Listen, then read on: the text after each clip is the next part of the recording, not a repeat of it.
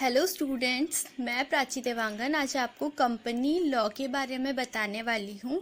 तो company law को पढ़ने से पहले आइए सबसे पहले हम जान लेते हैं कि ये कंपनी वर्ड कहाँ से आया है।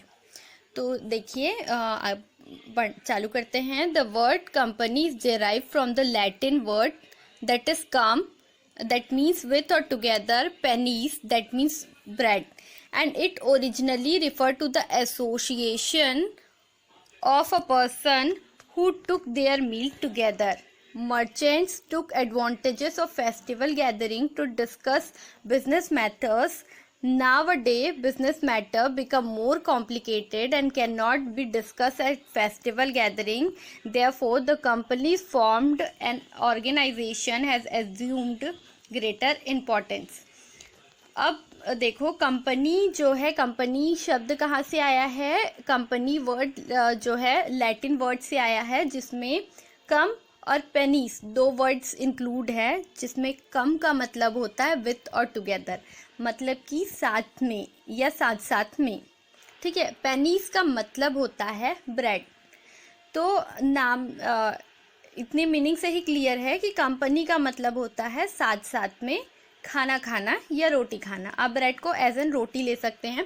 तो पहले के लोग क्या करते थे, पहले के लोग साथ में बैठ के खाना खाते थे। ठीक है।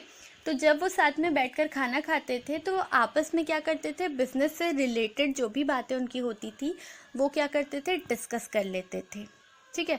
उनका खाना खाना भी हो जाता था और वो बिजनेस से रिलेटेड बात भी कर लेते थे। लोग क्या करते थे, पहले के जो व्यापारी थे वो साथ में बैठकर बातें कर लेते थे। तो वो क्या करने लगे, अब जब भी कोई फेस्टिवल होता था तो वो उस फेस्टिवल में बिजनेस से रिलेटेड बात करते थे। मतलब किसी भी समारोह, किसी भी उत्सव में, किसी भी फेस्टिवल में जाते थे तो उनका लाभ उठाकर, क्योंकि उस टाइम पे वो साथ में मिलते थे, तो उस टाइम पे वो बिजनेस मैटर्स पर डिस्कशन कर लेते थे। ठीक है। पहले ज़माने में लोग क्या करते थे, साथ में बैठकर जब भी उनका मिलना जुलना होता था, जिस भी फेस्टिवल में वो मिलते थे, तो वो बिज़नेस के बारे में आपस में डिस्कस कर लेते थे। लेकिन now day business matter become more complicated. लेकिन आज के टाइम पे क्या है, बिजनेस कोई सिंपल सी चीज़ नहीं है, ये बहुत ही कॉम्प्लिकेटेड है। कितनी बड़ी बड़ी कंपनी हमारे मार्केट में हैं, बहुत बड़ी बड़ी कंपनियां हैं। जो छोटे से अपना बिजनेस स्टार्ट करता है, धीरे धीरे उसका बिजनेस का विकास होता है, डेवलपमेंट होता है, वो धीरे धीरे क्या होता है, वो एक बड़ा रूप ले लेता है। तो कॉम्प्लिकेटेड कैसे होता है, उसके काम बढ़ेंगे तो लोग क्या है, अगर बिजनेस बढ़ रहा है तो काम बढ़ेगा। अब काम बढ़ा है मतलब वो कॉम्प्लिकेटेड वैसे ही होगा।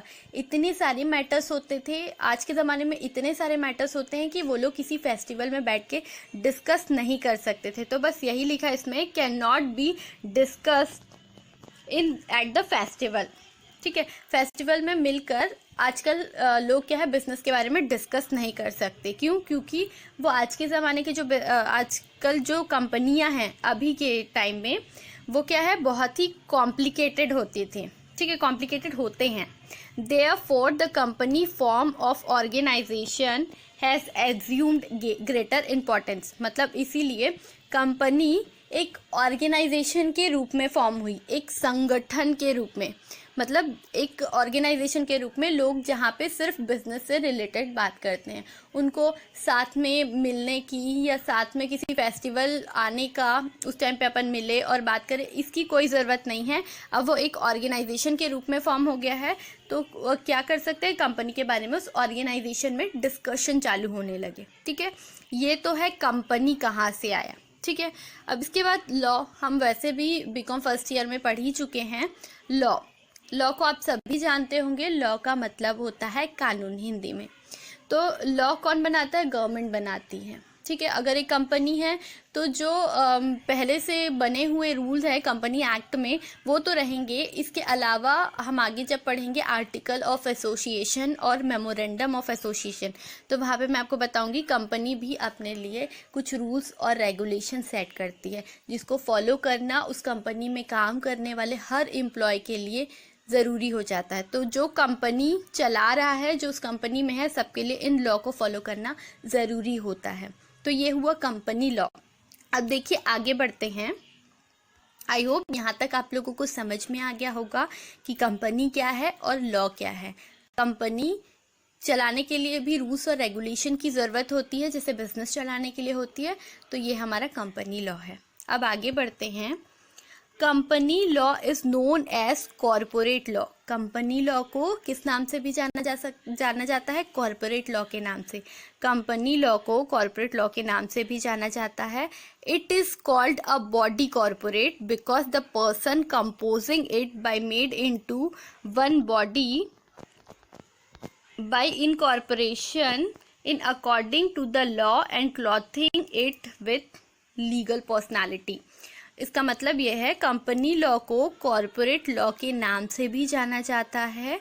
तो कॉरपोरेट उसको इसलिए बोलते हैं क्योंकि कॉरपोरेट के रूप में क्या करते हैं लोग, उसको एक ह्यूमन बीइंग के अनुसार उसको बनाते हैं। मतलब वो भले ही दिखाई नहीं देता हमको, लेकिन हम उसके पास जितने भी रूल्स और रेगुलेशंस जो भी होते हैं वो एक आम इंसान की तरह ही होते हैं।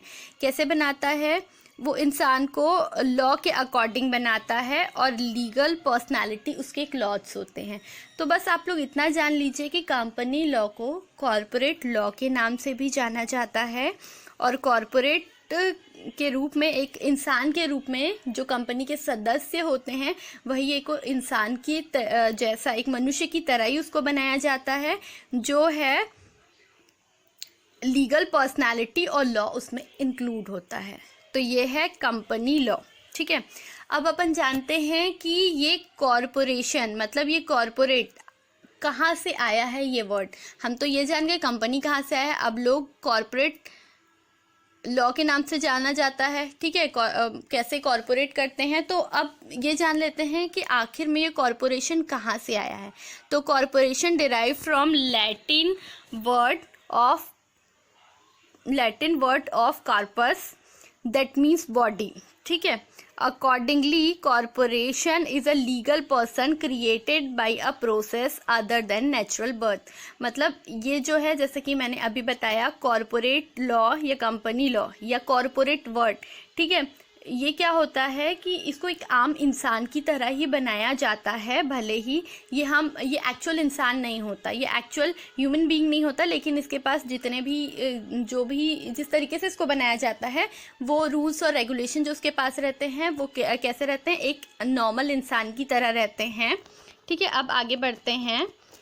It is for this reason sometime it is called an artificial legal person। ठीक है, देखो अब इसको एक इंसान की तरह ही रूल्स और लॉ के अकॉर्डिंग बनाया है, इसलिए हम इनको कभी कभी क्या कहते हैं, आर्टिफिशियल लीगल पर्सन।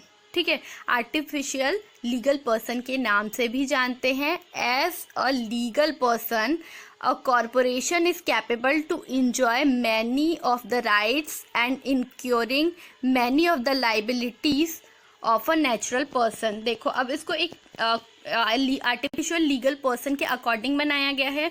तो ये क्या है, ये एक नॉर्मल इंसान जैसे अपने अधिकार और अपने दायित्वों को इंजॉय कर सकता है। मतलब उसके पास कुछ राइट्स और कुछ लाइबिलिटीज़ होते हैं जो उस कंपनी को फुलफिल करना रहता है। इसकी एक अलग से सिल भी होती है। कंपनी को एक पर्सन का ही दर्जा दिया गया है। ठीक है, तो ये होता है कंपनी लॉ। देखो कंपनी, मैं एक शॉर्टकट में एक बार और आप लोग को डिफाइन कर देती हूँ। मैंने अभी क्या क्या बताया आपको। कंपनी जो है वो कम और पेनीस 2 वर्ड से आया है। पहले के लोग क्या करते थे, साथ में बैठकर खाना खाते थे, तो उस टाइम पे वो बिज़नेस से रिलेटेड डिस्कशन कर लेते थे। लेकिन अभी के टाइम पे बिज़नेस इतना कॉम्प्लिकेटेड हो गया है ना कि लोग फेस्टिवल में डिस्कशन नहीं कर सकते, इसलिए कंपनी को क्या है, एक ऑर्गेनाइजेशन के रूप में फॉर्म किया गया है। अब कंपनी लॉ को कॉरपोरेट लॉ के नाम से भी जाना जाता है। अब कॉरपोरेट लॉ को कैसे बनाया गया है, लोग एक व्यक्ति के रूप में ही बनाए हैं इसको, जो जिसमें क्या होते हैं, उसमें एक लीगल पर्सनैलिटी और लॉ के अकॉर्डिंग वो बना हुआ है। अब कॉरपोरेट लॉ जो है, लोग कंपनी लॉ या कॉरपोरेट लॉ बोले, एक नॉर्मल ह्यूमन बीइंग के जैसे बनाया गया है। भले ही वो हम देख नहीं सकते, उसको छू नहीं सकते। ठीक है, इसीलिए इसको क्या कहते हैं, आर्टिफिशियल लीगल पर्सन भी कहा जाता है। और अगर एक ह्यूमन बीइंग की तरह उसको बनाया गया है, भले ही वो आर्टिफिशियल है लेकिन उसको पर्सन तो कहा जा रहा है, इसलिए उसकी कुछ राइट्स और लाइबिलिटीज़ होती है। ये है हमारा कंपनी लॉ का इंट्रोडक्शन। इसके बाद में आगे आपको सारे जो भी कंपनीज के rules regulations, memorandum of association, articles of association है, ये मैं धीरे धीरे आपको आने वाली क्लास में अच्छे से डिस्क्राइब करूँगी। आई होप आपको ये कंपनी लॉ क्या होता है, कहाँ से आया है, ये आपको अच्छे से समझ में आ गया होगा।